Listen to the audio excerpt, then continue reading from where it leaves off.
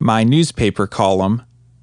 Writing the text for these videos reminds me of the 4 years I wrote a newspaper column about birds. An editor from the city's newspaper contacted the president of our bird club and inquired about whether the club was willing to provide articles about birds. At the time, I was an enthusiastic beginning birder in my mid-20s with plenty of time to spare, so I decided that I would take on the project. The president and I met with the newspaper editor and arranged the deal. I would write an article to be published every 2 weeks. It was good for the newspaper because they would receive free content. It was good for the bird club because it was publicity. It was bad for me because I had to write a lot of articles for no pay. Actually, it wasn't all bad. A lot of people told me that they read and enjoyed the articles, but I never felt enthusiastic about writing them. I often wrote them quickly with not much care. They were good enough to print but wouldn't win any awards. When they were published, I never read them and felt slightly embarrassed about the whole situation. I wrote about what birds people could expect to see in the coming weeks.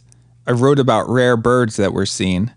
I wrote about how Pokemon Go was essentially a computerized version of birding.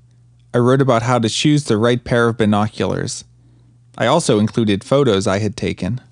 I started working jobs in other states, and other bird club members reluctantly wrote the articles for the months when I was away.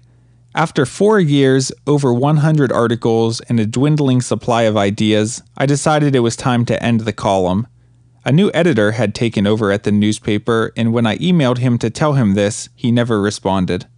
Now, I am getting back in the habit of writing. With the newspaper column, I never got feedback about how many people were reading my articles. With these videos, I have the motivation of seeing the number of subscribers and views increasing. I am also less limited about the topics I choose. The newspaper column was the right thing for me at that time in my life.